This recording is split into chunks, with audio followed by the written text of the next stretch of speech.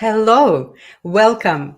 Happy Wednesday. And you are on the Heart of Success show. And I'm your host, Larissa Vakulina. I go live every Wednesday at 2 p.m. South Australian time zone. And here on the Heart of Success, I am redefining success and expanding the perception of success, not only from the success in business or personal or professional life, but also in all areas of your life. And today I have a very special show because I have exciting special guests with me here today.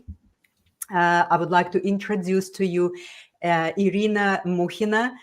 She's an amazing leader, amazing woman, amazing achiever. And the area of expertise that Irina is involved is artificial intelligence. I was thinking IT. No, that's not IT. Artificial intelligence. So this is an exciting and very relevant area of expertise, and it is really fascinating what Irina is about. So I was just drawn to her channel, and I listened her broadcast and videos. It is amazing. I would like to introduce and really tell you who is Irina Mukhina. She's a faculty. She finished and graduated from the Faculty of Mechanics and Mathematics of Novosibirsk State University. She is candidate of the Physical and Mathematical Science with specialization computation methods of artificial intelligence with 25 years of practical and managerial experience in financial TNSs of North America as a chief analyst, manager, head of IT project and asset portfolio manager for global investment and pension funds. Big data flow architect for digitizing business solutions with implementation and application in the banking, insurance, investment, pension, advertising, and education industries. Expert in the development of digital and analytical solutions, big and smart data for medium-sized businesses. She is a guest lecturer on topics of intelligent systems for businesses. Man in the is the central link in the knowledge economy and main professions in the digitized future. So look at this list of interest and expertise that Irina is having. So I'm really honored to have Irina today on my show, and I am just excited to start to have our conversation. And basically, Irina, thank you so much for accepting my invitation to be on my show. And I really would like to start with the beginning, like really where it is started. Like, how did you now live in Canada, as I understand? So just tell us a little bit about yourself by your own version, not only just like a biology, but by your profile, but just your own introduction of yourself. Thank you very much, Larissa. It's an honor to be invited. I'm really excited about the channel and the opportunity to talk over the ocean. You are in Australia and I'm in Canada, and we are originally from Soviet Union. So I think we have a lot in common. And I would like to add just to what you read that I am mom of 3 kids and grandma of 5 granddaughters. I think this is what I consider the highest achievement in my life. And this is why I'm very honored that we have a family around and everyone is kind of getting into artificial intelligence or smart data or some application, but from the different perspective. The digitalization came to our life, and it's really interesting because I got introduced into this digitalization way back when I was in university. I love math. I love math since I remember myself. I was really the little girl who were trying to solve the problems, and I was always following my dad, asking him to provide me with some extra thinking, extra problem, extra some challenges. And I went into the mathematical school and the mathematical university, and I was in a very theoretical math. I really like to have something abstract in my mind to be able to generalize, to make conclusion. So I find that it's really, to me, relative in many cases how we would benefit from knowing math. And really, in my family, we have a proverb that if grandma loves math and granddaughters loves grandma, then by definition, they need to have earlier to be introduced in the math. And I think I see challenges with sometimes people are not getting a nice start to learn about math, to see how powerful this is a language. It's language is a music, is a language like any foreign language. It's a universal language. So I get really inspired by that language very early. And to tell the truth, that I'm still in love with math. I don't know, but if I need something just to switch my mind, my brain, I can go and get some problem, and I would just try to focus.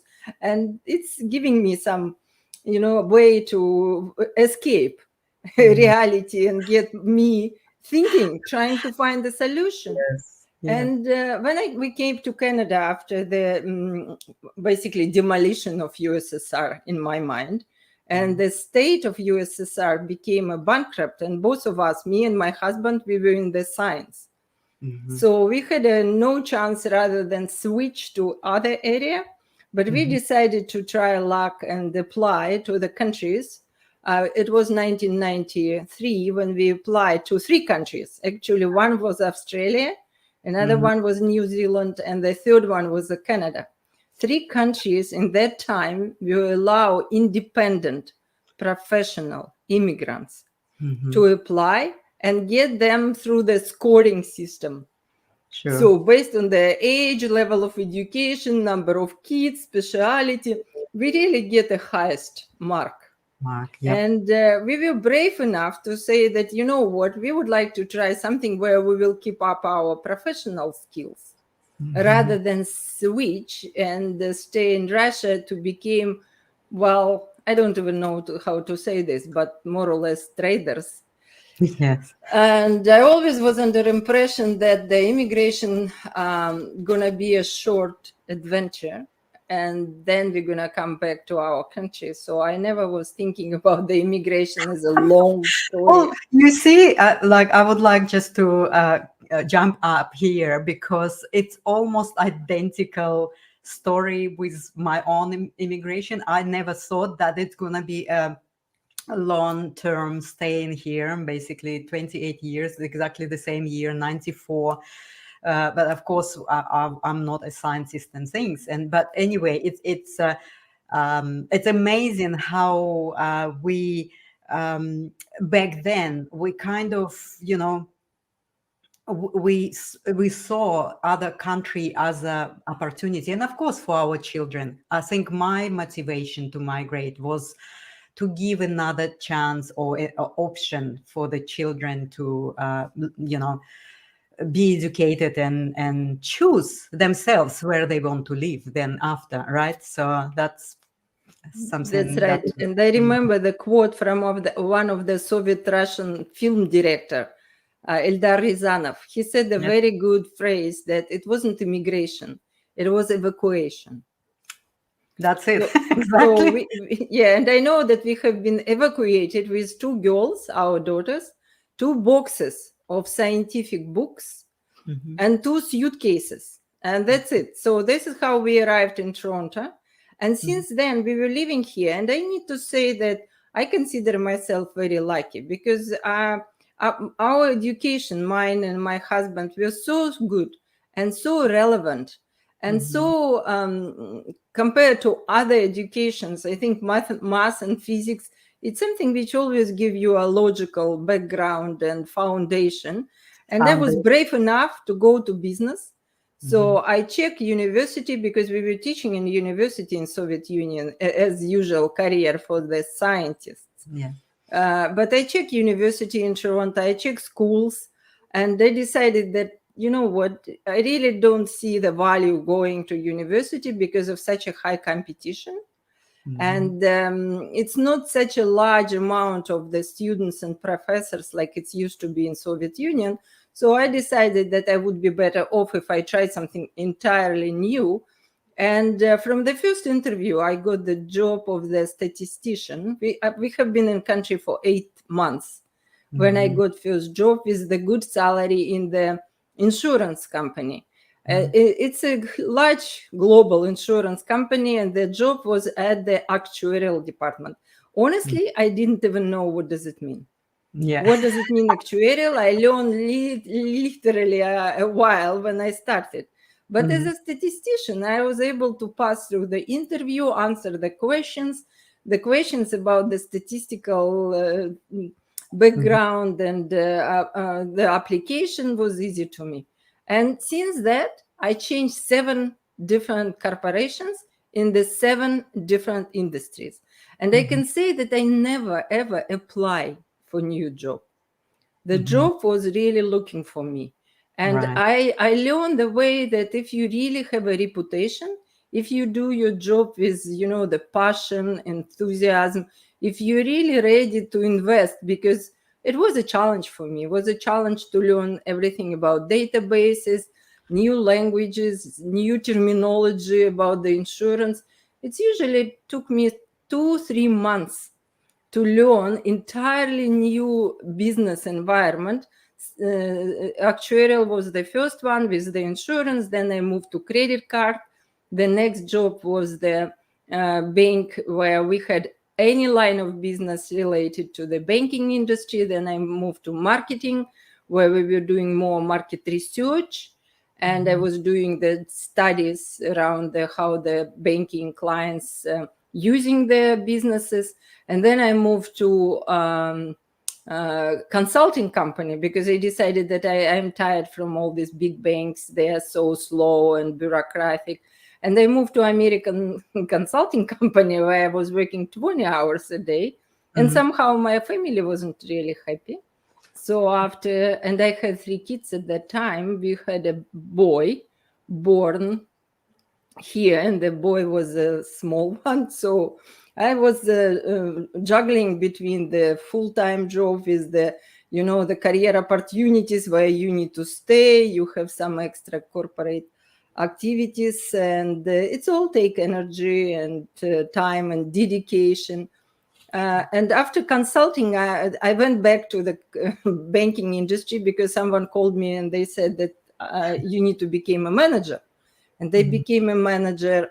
And all of a sudden, I found myself managing huge department of 18 people with just direct reports, but then all the project managers. And what was a large chunk of my responsibility, managing warehouses with a lot of data. And this was a time when they became statistician, then it became data mining, then it became text mining, then it became data scientists, then it's added a bit of the machine learning, artificial intelligence. So I was kind of designing the sources of data about the customer behavior and doing all the segmentation. So my favorite topic, which I can talk like nonstop, even if you wake up me in the middle of night, I will switch to English. It's how to manage your portfolio of the customers, how to grow the value, how to migrate, upsell, cross-sell. So this, and my last job was absolutely fascinating. I was working at the huge asset allocation company where we were creating a strategic development for the optimization of the huge institutional portfolios of the different asset classes. So, I mean, different means geographically different type of asset classes, everything about financial engineering. And considering that I really didn't take any professional courses, I was learning everything on the go. I was learning everything by reading, by talking to people, by running practical projects, by hiring, students to help me. And this was very interactive. It was fun. I found that it was a bit challenging when I moved from being an analyst and analyzing the data. I was a data manager. Then at some point, I loved the title was something customer value architect. This is Wow. how they called Yes, me. an interesting, title. So I'm just, really resonate here because and also from the point of view of the migrant, right?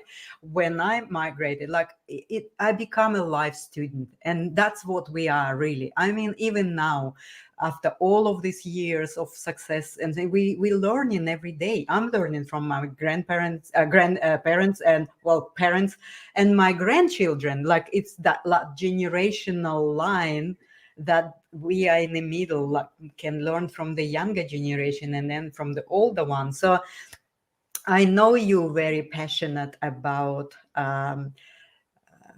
humans, right? Humans in the middle of all of this artificial intelligence, technological advances, and I'm slowly trying to get you into that area. But I mean, I just leave it with you when you're gonna to start to explain for us all of these very exciting areas of your passion, as well as I could see from your videos, and I know that how passionate about all of this you are.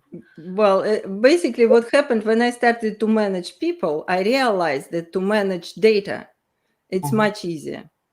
To me, the data, they are follow such a clear and direct rules. Then if you have a different answer, then you can find the mistake and you can fix a mistake together.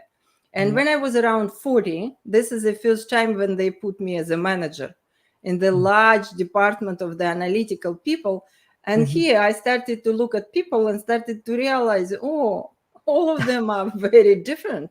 Plus, I managed the team where people were from very different background, from different country, language, with the education different. So I started slowly but surely get into the people mind, because me, as being a mom of the family, I was running my family for a while. But when you became a manager of 18 people, you have to find a way to tune into the some specific of these people.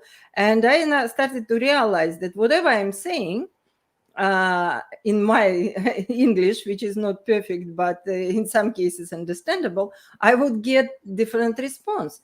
People from China would respond very differently than people from Serbia or from India. And this is the first time when I was puzzled, and I realized that culture of the people became more higher in hierarchy of communication rather than my analytical background.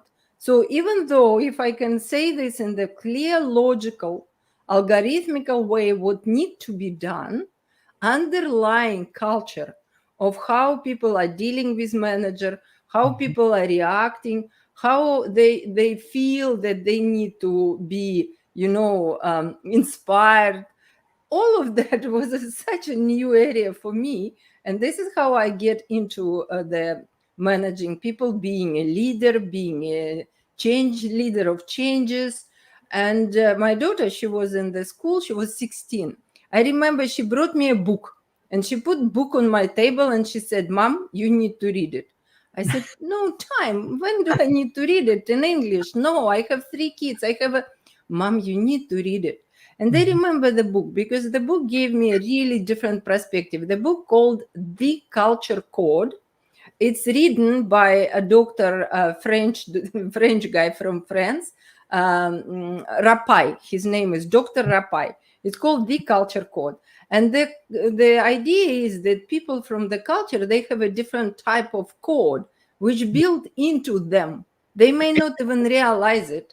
And Dr. Rapai done a lot of market research study for the marketing. He became a marketing guru for this 500 Fortune company, very rich and very known guy. And what he was doing to start any marketing campaign in different culture, he would get through the very lengthy interviews, 1 hour, 2 hours, sometimes 3 hours, to get really deep into something, some subconscious, where people hold some valuable key words to help to understand how do the new product or new service need to be positioned to get on code or off code. This is how you hold it. Right. And one of How the interesting. very, very strongly recommend if you haven't read it, because it's Yeah, just giving a perspective of, for example, cheese. I remember the cheese being the product in France and in America. And the question which the doctor was asking, Rapai, were the same questions, but the answer which they were getting was quite different. So this is how it's kind of caught my attention that, you know what, the people are, you need to customize your way how you communicate, how you deal with them.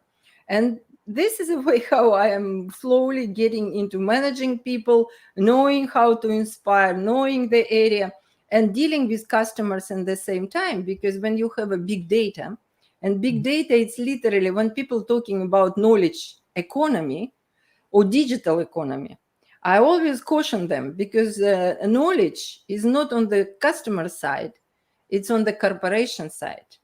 This is where knowledge about the customers, it's something which a corporation holds, and then they are able to create, design, deliver, price, create a creative part, and communicate in the way how it will be individual for each and every clients based on the whole history. Wow. And this is basically what I call more or less artificial intelligence, meaning that it's a way to algorithmically, based on the data, get through the bunch of the data using different algorithms, during different methods and models.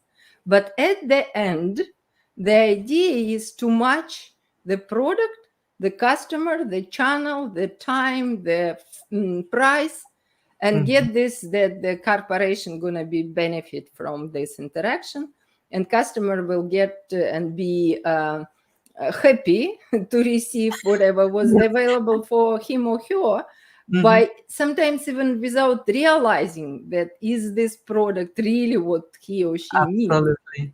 So Wow. this is a way how I figure out how miracle, I call it techno miracle, because this is something which happening behind the screens, and not many people are realizing that they are being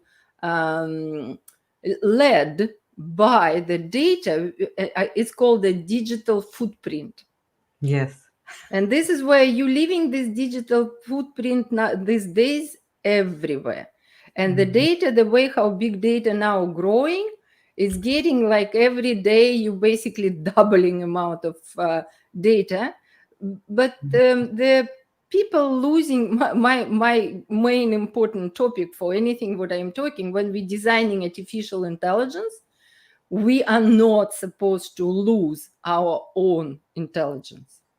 This is That's what it. the This credo. is something really, really important, because as we all know, and going through these 2 years of this, pandemic, so we start to learn how vulnerable we are if, in the form of that complete control, complete manipulation, complete mind altering, right? And this is really the heart of what you're talking about, because I'm not specialist about artificial intelligence, but I could feel how people losing themselves in this, right? And that's really seems like needs to be examined and evaluated a bit more in depth, and people need to start to understand more. That's why I would like Irina to go deeply into this area and explain better what really actually going on. Yeah, it's happening to us, and it's happening that we more or less passive in this way, because we sometimes don't realize, don't have knowledge, we have a high level of trust, because this is how we're giving away our attention. This is the most important product in our life, because we're giving our time and our efforts to understand something. But in the same time, we know that the data get collected, get gathered, get stored, analyzed, manipulated, and then all the data getting back to us, but with the purposes of better managing again our attention. So it's a loop. This is really a clever way to design the system, which is allow you to use the system, but in the same time, system using you. And this is why when I'm talking about new information society, which is already here, I'm talking about that people became the new oil. We Yes. basically the one who are providing our energy. Yeah. It's energy. This is the most important part. It's our livelihood. When we are living, when we are happy, it's our emotions. When we are not happy, it's maybe our time when we wanted to be by ourselves. But now it's so instinctively when we are reaching out to the smartphone, and we became addicted. It's a new addiction, as well as we knew that it was an addiction to the alcohol, and then they find a way to treat addiction to alcohol. Then the nicotine, we know that this is something which some people addicted to cigarettes, and then we're paying money, we're buying the cigarettes, and we are damaging our own health. But this is also became addiction. Drugs, it's another way. But computers became even more addiction, and some people may not realize that it's based on our hormones. The hormones which are getting activated and getting into our blood, into our brain, into our psychic system, and this is how we are interacting with the gadgets. And this is how we get addicted. And we just need to be aware that the human became human only and only if we are surrounded by humans. Because this is a way how we are developing our skills of communicating, a way how we create and feel the empathy, the love, the passion, our relationship. This is something which when kids and babies are young, this is when we can feel it and enjoy it, because we have a smell of the baby. We have so many senses of us helping us to enjoy the moment. But as older we became and our kids became, as more we claim that we are independent. Reality is that we all dependent to each other. And when rather than having someone who can hug you and kiss you and give you some warm tea when you feel low, you always grabbing and ended up with the smartphone or any other gadget. This is how they changing our impression of ourselves and the universe around us. And they are making our interaction, it's almost like we became half robots, because the robots is something which can be plugged in and out. We can have a button to turn on or off, to make it loud or to make it low. Yes. Well, it's like while you talking this, and I'm just thinking and reflecting on my own behavior and my own life, right? And I catch myself exactly in what you're saying. It's almost like, we don't have chips or whatever yet, or maybe we are already. I don't know, but it seems like yes, we are like half robots and half humans. Well, I have the benefit of nature. I have land and I can switch off for days and days, or half a day or 1 hour, go bathe, eat and ground myself and get my system regroup and reprogram and go back again to interact with technology. But really, a lot of people don't have that benefit, right? And this is something that people need to be conscious about. Very much so. And this is what you call the recharging ourselves. And we can recharge ourselves as a live human being only from the life environment, from our nature, Mother Nature, from our water, from where we feel that we are part of the universe.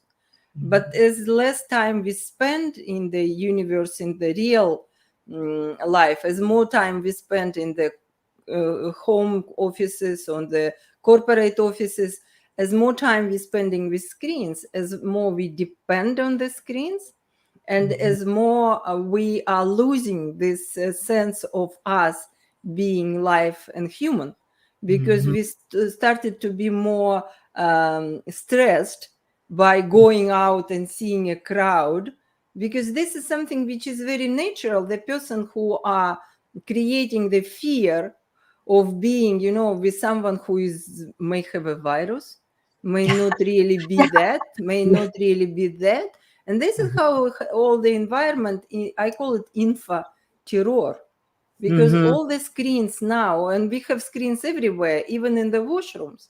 Now, when we go to restaurants, in the restaurants, they have washrooms with the screens. They have bus stops with screens. It's everywhere. And if you don't even pay attention to that, it's still getting into your subconsciousness. And usually they have some advertising, so aggressively trying to make you to buy something, or they creating some images, which in many cases are ugly. And this is how they are getting into your inner feeling, inner space. And they are installing something which is going to bother you, even if you don't understand, don't know what was inside you. It's like infoviruses. And I really think people don't take it seriously, how important to have this, I call it hydrogenism. So you need to cleanse yourself from this information, amount of information and the amount of disinformation. Because in many cases, it's not even valid what they're saying. It's very emotional. They are overloading you with all this bad news. They're trying to get you to be always, stressed or scary or worry about something. People just absolutely losing their life for nothing, because reality is, what, if it's gonna happen, it's gonna happen. Like, one of the proverb, if you have a problem which you couldn't solve, then why would you think about this? If you have a problem which you can solve, then don't think about problem, think about solution. That's it. Yes, exactly. So I found that in many cases I became even, I wouldn't say that it was my plan. It's just for me to withdraw myself from this unhealthy environment. I started to spend more time trying to understand, what is giving me, the mindset that I can be myself, that I can interact with this world not as a victim of environment, of someone created something, but as a creator. If I really want to be responsible, then I need to, first of all, to be able to manage my own inner feeling and inner, status of me being, happy person, being able to deal with problem if the problem is here. If it's not, well, maybe it's going to avoid me. Maybe it's going to hit someone else. Why would I worry about it? So I found a couple of recipes, and I found that mostly all my recipes are from my family, from the traditions, from the Russian traditions. I had two great grandma who were surviving the Second War. Both of them were born in 1908. and they live until they were 90. So basically by the very end of 20th century. And when I was little, both of them were teaching me how to do everything which need to be done in the household. I can cook, I can knit, I can model, I can, do crochet, I can iron, Yeah. I don't mind. But when they were teaching me as well, they were giving me some word of wisdom. And when you're young, you absorb it without even realizing that it's there. So I was thinking that I'm a mathematician. Well, yeah, this was my official training. But when I came to Canada and started to deal with something which was so foreign to me, new culture, new language, new how they build like insurance, how do they deal with schools, it's all need to be learned on the go. So just to preserve yourself, just to have some, some point of the balance that you can come back and recharge yourself, I started to realize that every time I was looking for some word of wisdom, and it was usually from my grandma, and this is where I realized that, digitalization sometimes taking us so far off from our identity, from our background of where we feel ourselves, where we have a power of being, able to interact without distraction, without something negative coming to us, because we just, we created that, well, yes, anything can happen in life. But if you accept that creator designed it especially for you, then you better be off if you appreciate the moment rather than being stressed, being sick, being, playing this victim game. It's not me, it's him. Well, but you wouldn't change him. And if this is the way how he happened to be, then you need to change your attitude, or you need to change the way how you reacting. Anyway, I always saying to my granddaughters, then doesn't matter who you're gonna marry. If you really want to live with this person, then you're always gonna work with yourself, trying to find the best combination, how you can make yourself happy and relaxed and, creative, and be able to deal with the people who are around you. So this is where I think my lessons from me being a manager, being in the different industries, getting to know many people, and communicating with, different cultures. It's in the business environment when you learn. Then if you have a people in marketing department, in creative, in accounting, and you are just a data person, then you can become really just the by the book, by the process. But then it's human part which is making life really wonderful and beautiful and fantastic, because sometimes you can solve problems which you didn't even know that you could, but over a sudden. And then I learned a big deal when people are under stress, that they became different people, because this is where they don't have the energy to put the masks on anymore. They could not decorate themselves anymore, because the energy now is stretched so thin. Yes. And they are show off their real inner feeling, and then you can see really who are around you. So Yes. it's a many situation in the business which make me aware then digitalization is just a tool. It's tool, but it depends what hands are using this tool.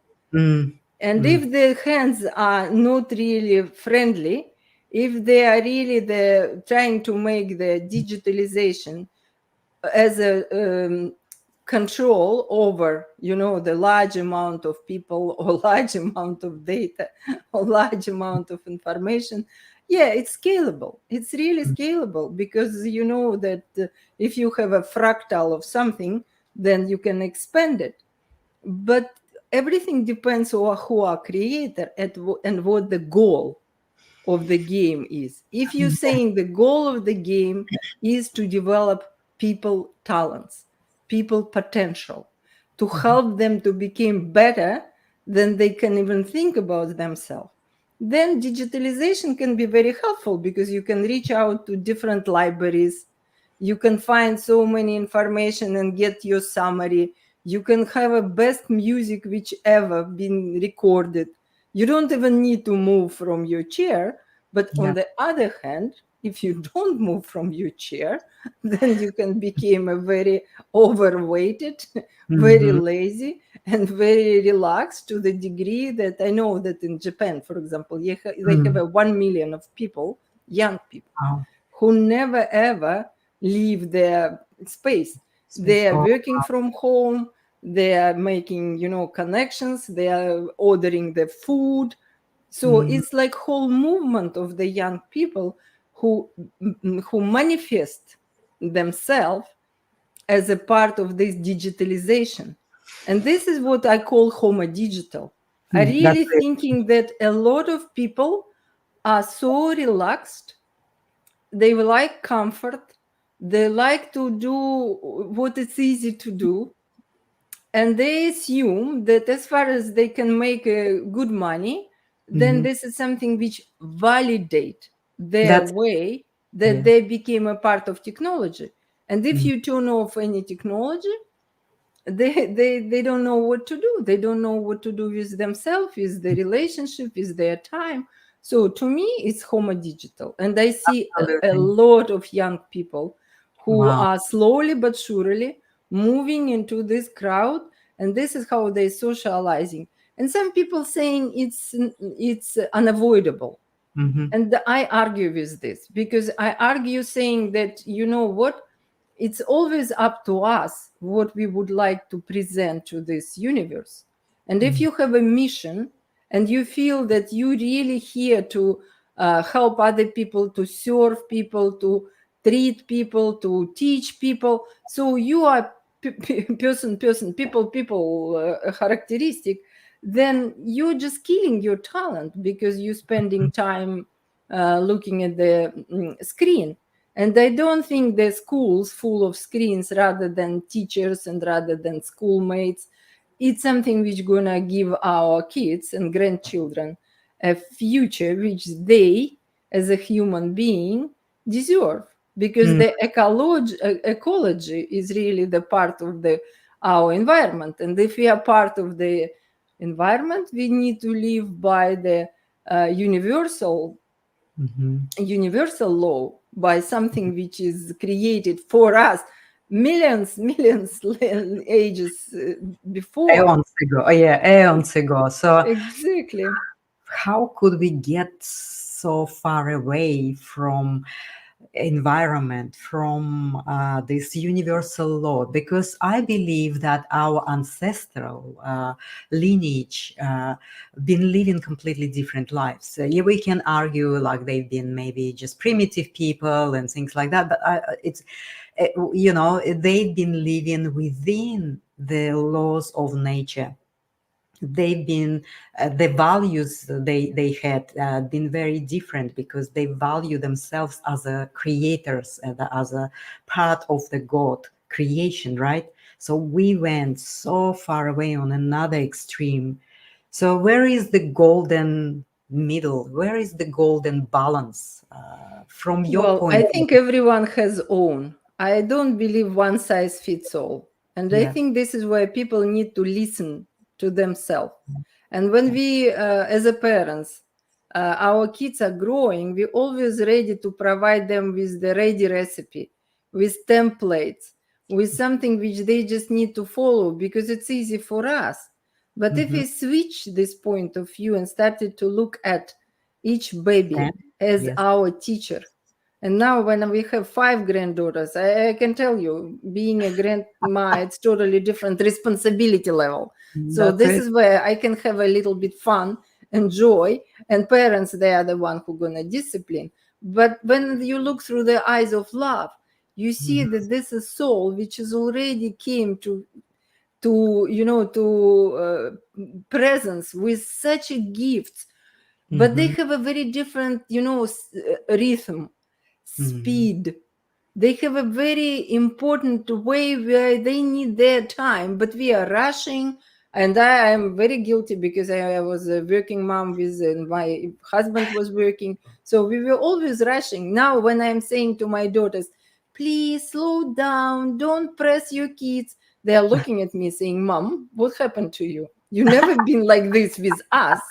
Your speed changed, right? Exactly. Because we learn. I'm the same. Like I have 6 grandchildren, and it is an amazing experience of basically see the gift within themselves, see how uniquely geniuses they each have this piece of the genius, and how we are the adult responsible for nurturing and growing this genius, right? But again, parents are busy, so we are here to assist and help and learn ourselves for what we missed with our children. So this is the vicious cycling kind of things going on, but the Yeah, and danger of I this. agree with you. For the last 100 years in 20th century, this is where the humanity took a huge.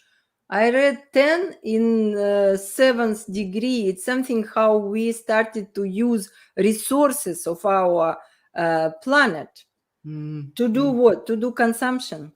Yeah. And this is where we really take a future from our kids because we wanted to have everything to the, a level of comfort. And on the top of this, the quality of the stuff which we are using. And this is not the consumer's challenge. It's the people who are making a production, because everything what you're buying right now, you almost can guarantee that in 2 years, you need to buy it again. So, and this is how we absolutely foolishly using all the natural resources. And I think finally, if civilization would come to the realizing that it's, and it doesn't mean that the consumers need to limit themselves. In my mind, the ball is on the side of the corporation. Absolutely, yes. The But producer. this is where the challenge between the people who are in power and making a decision. And we are not here to discuss any political issue, but I mean, from the multiple generation family, this is where I see a lot of values. If grandparents are able to value their own experience and them not getting into this digital virtual reality, just trying to catch up and learn everything what their grandchildren already know. This is why I'm saying, no, you're not supposed Oh. to. You You can you teach. bring back your grandchildren to the ground, to teach Exactly. them better. Yeah. So that's where the kind of balance could be achieved, right? Exactly. Yes. It's experience which you can share. You can share this in the kitchen, in the playground. You can learn, teach them how to be handymans. And if you do this with love and with the patient and with ability to see, to show them, to demonstrate that it's really important, then they're going to get this experience. And I'm sure like it happened to me because I had so much attention and so much love and support from my grandmom, from both of them, that when I became a grandma, I had no other recipe That's it. Yeah. rather like doing what have been done. And this is how we share. If we share the love, this is only a source which endless and priceless, and everyone has a ability to train to get more and more Yep. if we take care about our inner inner happiness. So Yes. saying that the life is the gift, it's gift and it's very short. If you can enjoy the every moment and make sure that everyone who is coming close to you gonna feel your appreciation of this chance to meet, appreciation that this is a sun going down and this is absolutely admiring, it's outstanding. But we kind of forgetting about this because we're rushing to get something, we're rushing somewhere, we stop enjoying the moments of our life, we stop being not only spiritual but even attention, the paying attention to how wonderful the whole planet is. And Yeah. I think this is to me, this is just a way to amplify our life human being and make sure that everyone around us became a little bit more happy. And Yes. this is how we can get our circle of happy people. And digitalization is not the threat. And to Mm, me, it's not a distraction. It's just a mm, tool. So if you're mindful, if you're wise, if you're healthy, and if you mhm. have a, goodwill of using this only to benefit Mhm. you, your people, your family, your society, then this is something which outstanding when you can talk to you when you are in Australia, or to my dad who is in Siberia. It's Yes. really, really making us more powerful and more connected. But when we could not control ourselves, this is when it became an issue. Yes, yes, yes. Such a wise words and such a wise observations and knowledge and expertise. And thank you so much for sharing your point of view. And because, of course, there's a lot of confusion right now among a lot of people about the technologies, about this group of people that are really against that rejection going on. There's people who are fully on for that, and there's the people that are kind of asking questions and trying to make a sense. But again, as you said, we all have our golden balance within ourselves. It is our own unique place, and for each person it is different, right? So but what is common for all of us, we are human beings. We're going through the experience of developing and maturing, and learn how to love unconditionally ourselves and everyone around us, right? I would like to ask probably a last question. We over 50 minutes now. Irina, what you can recommend? Like 3 points, just immediately, like 3 points in where are we at right now, and how people can uh, I don't know, maybe open mind a bit wider, or open their perception a little bit different in terms of the digitalization, in terms of the homodigital, as I like your description of it, like, because we are almost with there, we homodigital. So what 3 points you would like to tell to our Well, viewers? I think I have 3 points which I always trying to say. That first one, which is really preventing us to become a creator of our own happy life, it's a fear. Mm, Because the fear is getting installed in us by mm, all the different sources. And as far as you're able to find where your fear is living and what the reason behind it, you can cleanse up so much space and energy. mm, And this is, in my mind, it's two sides of any coins. One yeah. side is the love, another one is fear. If you Yep. get rid of fear, fear about digitalization, fear about this, that someone is just monitoring you, fear Mhm, that someone wants to do something bad, this is mhm, all the fear. It's something which is preventing you from seeing and feeling the holistic picture of the everything which is interconnected and everything which is impacting. Your mm, fear make your body stressed, and then you started to feel sick in some places, in somewhere, and then you need a medication, and it's all.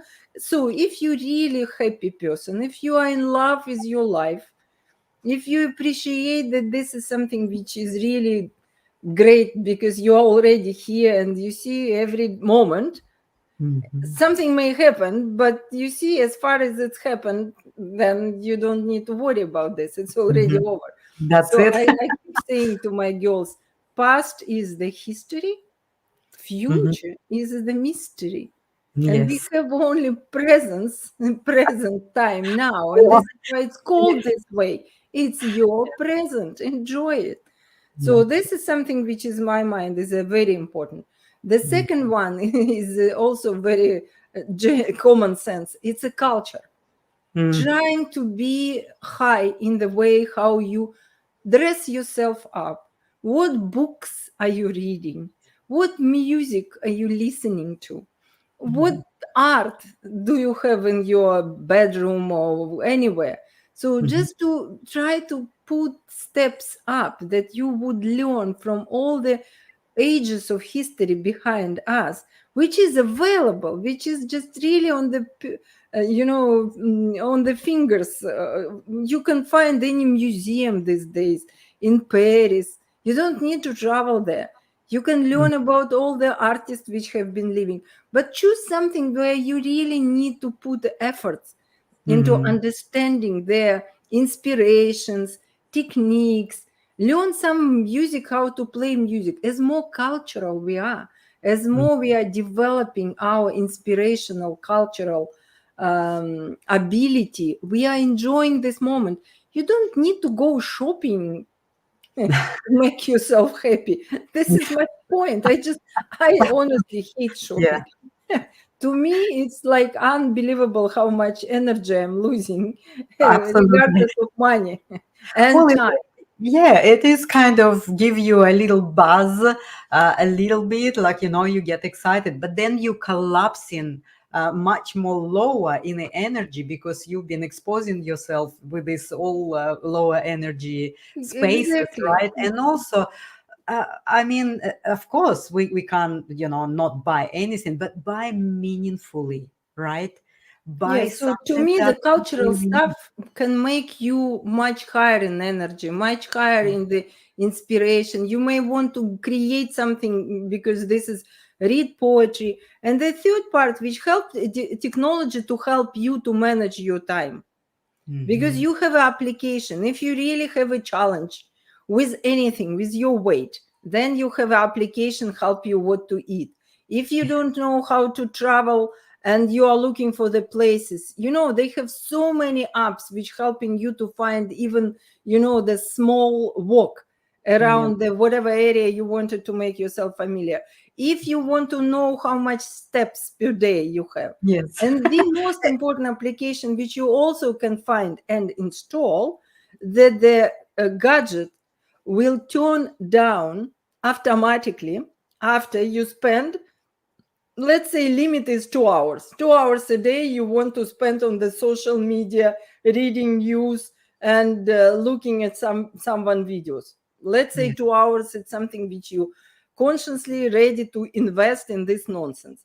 Then in 2 hours your phone can turn itself down, shut it down, and that's it until next day.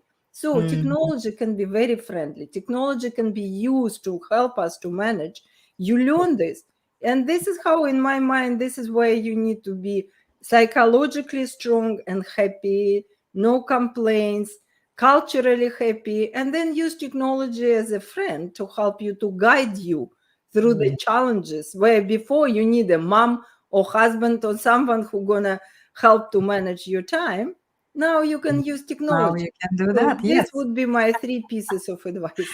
Well, thank you. Thank you so much. Well, I always say technology needs to be your servant, not the master. That's So right. that's really is, and you are the master. Your decisions is for yourself, and technology is here at the fingertips of like everywhere that we can use for betterment of our life, for our growth, and for our health. Well, that was fascinating talk, Irina. Thank you so much. And I would like to actually put your website here right now because my viewers possibly would like to explore a little bit more of what you're doing. And maybe there would be more interest in your expertise. And that's Irina's website. Go and check it up. It's fascinating, and I'm really, really grateful you find the time on another side of the globe, and I'm here. So that's the benefit of the technology. So Thank you this is very really much. Thank important. you. So I'm going to put my outro right now, but you, Irina, stay behind the scenes, and we're going to keep talking. How Sure. fascinating it is.